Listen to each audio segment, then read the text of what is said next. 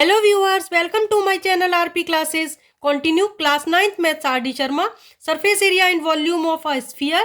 Chapter 21. Important questions. Question 39. A sphere of radius 5 cm is immersed in water filled in a cylinder. The level of water rises 5/3 cm. Find the radius of the cylinder. Students, एक sphere है जिसका radius है 5 centimetre. इसको एक cylinder में emerge किया जाता है. तो सिलेंडर का वाटर 5/3 सेंटीमीटर राइज करता है. हमें सिलेंडर का रेडियस बताना है. तो स्टूडेंट्स, जितना स्फीयर का वॉल्यूम होगा सिलेंडर में उतना ही वाटर का वॉल्यूम राइज करेगा. तो वॉल्यूम ऑफ स्फीयर इक्वल कर देना है volume of water rise in cylinder. Volume of sphere equal हो जाएगा volume of water rise in cylinder. Volume of sphere 4/3 pi are cube. Cylinder का volume pi are square h. Pi are square h हो जाएगा water जितना rise किया है उसकी height. तो देखिए, पाई से पाई कैंसिल कर सकते हैं, कैलकुलेशन इजी हो जाएगी. अब इस क्वेश्चन में यहां स्फीयर के रेडियस को मैं R1 और सिलेंडर के रेडियस को R2 लिख दे रही हूं जिससे कंफ्यूजन नहीं होगा. अब देखिए 4/3 R1 हमें क्वेश्चन में दिया हुआ है 5 का क्यूब कर देंगे. आर स्क्वायर हमें फाइंड करना है, R2 स्क्वायर फाइंड करना है. और सिलेंडर के लिए हाइट कितनी है 5/3. वाटर 5/3 सेंटीमीटर राइज करता है. सो अब इसको सॉल्व करेंगे तो R2 स्क्वायर इक्वल आ जाएगा, क्रॉस मल्टीप्लाई हो जाएगा 4 × 5 × 5 × 5. ये वाला 3 मल्टीप्लाई में आएगा और ये अपॉन 3 था, ये वाला 5 डिवाइड में आ जाएगा. 3 और 5 से 5 और 3 कैंसल. 5 5 जा 25, 4 जा 100. R square 100. So R2 equal आ गया, taking square root of both sides, 10 centimetre. तो रेडियस आ गई सिलेंडर की 10 centimetre. So that radius of cylinder हो गया सिलेंडर इक्वल 10 सेंटीमीटर. सिलेंडर का रेडियस आ गया 10 सेंटीमीटर. एक बार फिर से देख लीजिए, एक स्फीयर है जिसका रेडियस है 5 सेंटीमीटर, उसको एक सिलेंडर में इमर्ज किया है. सिलेंडर का वाटर 5/3 सेंटीमीटर राइज करता है. तो सिलेंडर का रेडियस बताना है. तो स्फीयर का जो वॉल्यूम होगा सिलेंडर में उतना ही वॉल्यूम वाटर राइज करेगा. तो वॉल्यूम ऑफ स्फीयर इक्वल कर दिया volume of water in cylinder. 4/3 pi are cube. R1 ले लिया है रेडियस स्फीयर का, R2 ले लिया है रेडियस सिलेंडर का. R1 हमें 5 गिवन है तो 5 का क्यूब हो गया यहाँ पर. R2 हमें फाइंड करना है, H है 5/3. क्रॉस मल्टीप्लाई करेंगे तो ये आंसर आ जाएगा R2 स्क्वायर 100. R2 आ गया 10 सेंटीमीटर. नेक्स्ट क्वेश्चन देखिए, क्वेश्चन 40. क्वेश्चन 40 है, स्टूडेंट्स इस वीडियो के सारे ही क्वेश्चन बहुत इंपॉर्टेंट हैं, so please watch carefully. If the radius of a sphere is doubled, what is the ratio of volume of the first sphere to that of the second sphere. Students, first sphere एक sphere है जिसका radius double कर दिया जाए तो दोनों sphere के volume की रेशियो हमें बतानी है. तो let radius of first sphere R1 equal R let कर ली. तो R2 इक्वल डबल कर दिया है 2R हो जाएगी. अब हमें निकालना है V1 upon V2।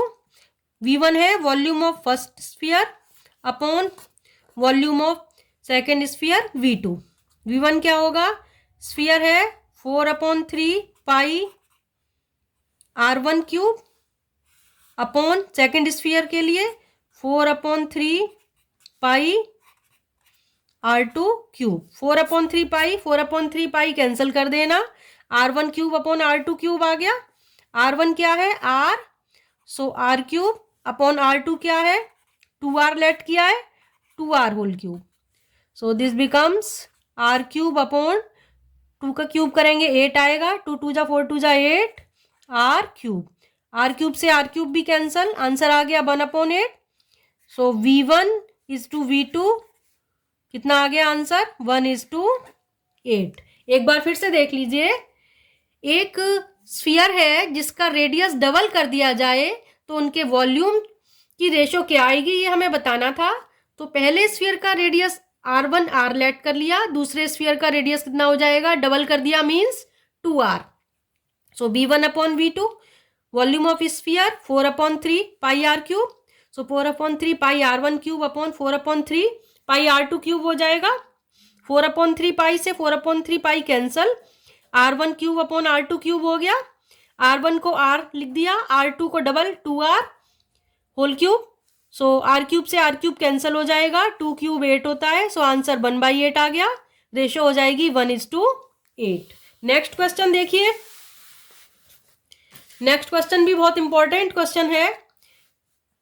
A cone and hemisphere have equal bases and equal volumes, find the ratio of their heights. Students, एक कोन और एक हेमिस्फीयर है, दोनों के बेस इक्वल है। बेस इक्वल होने का मतलब समझते हो, बेस कैसा होगा, सर्कुलर होगा, दोनों का बेस πr² होगा, यानी रेडियस इक्वल हो जाएगा और वॉल्यूम भी उनके हमें इक्वल गिवन है। हमें दोनों की हाइट की रेशो बतानी है। तो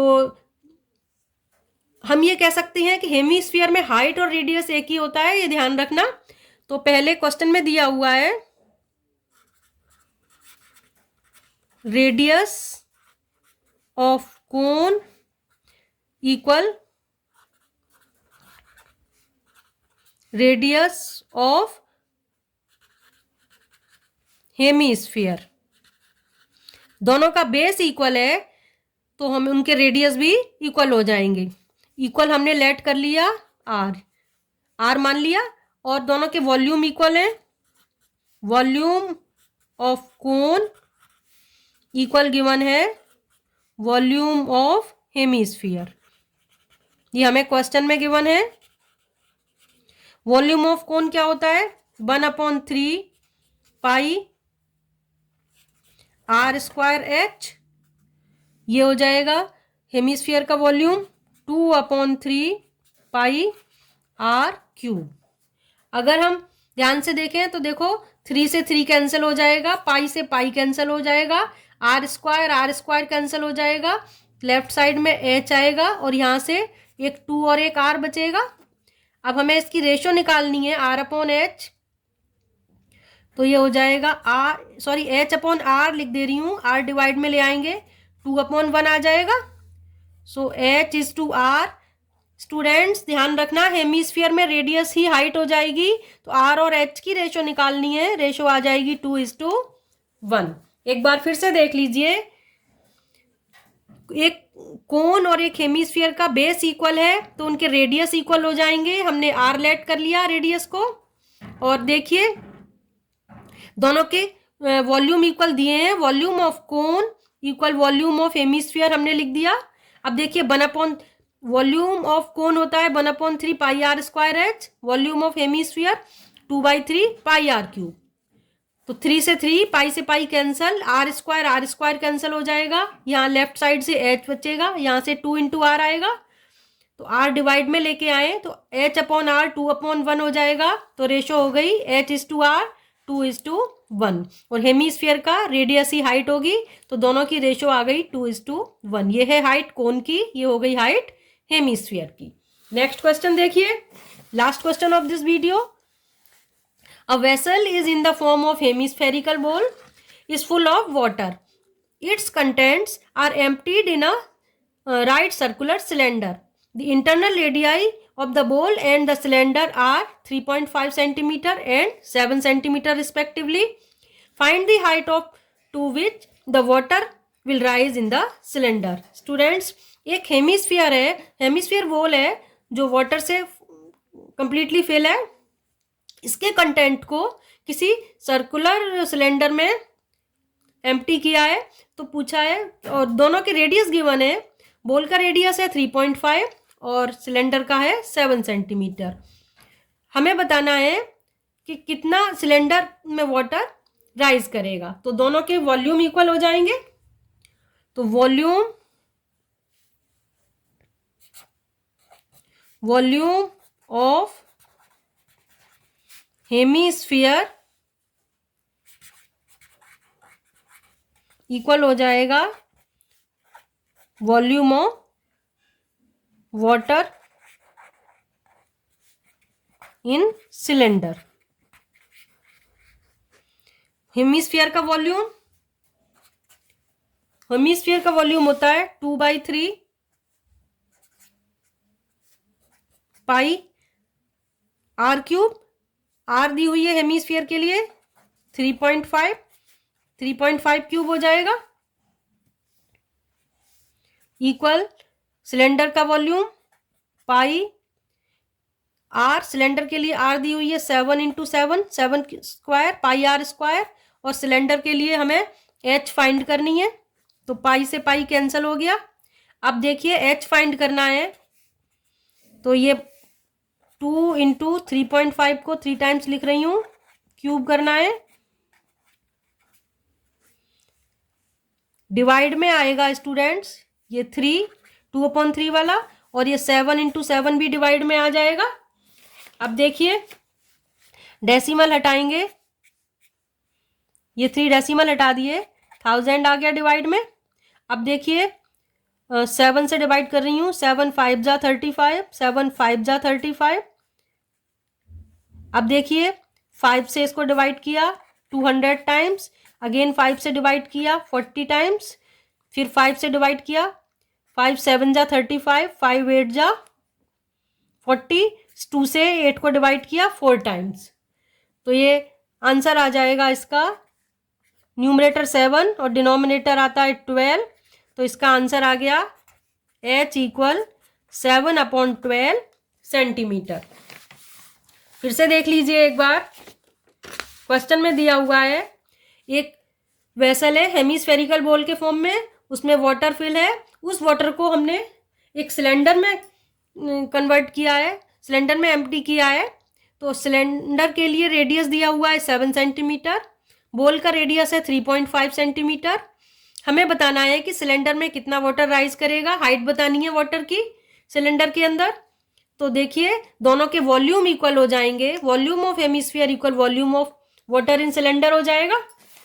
volume of hemisphere formula 2/3 pi are cube. 2/3 pi radius है हेमिस्फीयर का 3.5. तो 3.5 क्यूब.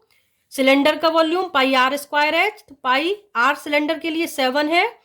तो 7 × 7 × H. H फाइंड करना है. पाई से पाई कैंसल. ये हो जाएगा 2 × 3.5 का क्यूब कर दिया.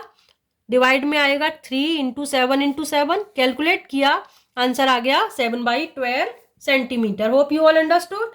So please like and share my video. Subscribe my channel. Students, you can watch rest of questions from R.D. Sharma and NCERT solutions, MCQs from my playlist in I button और link in description box. मिलते हैं next video में. Thanks for watching.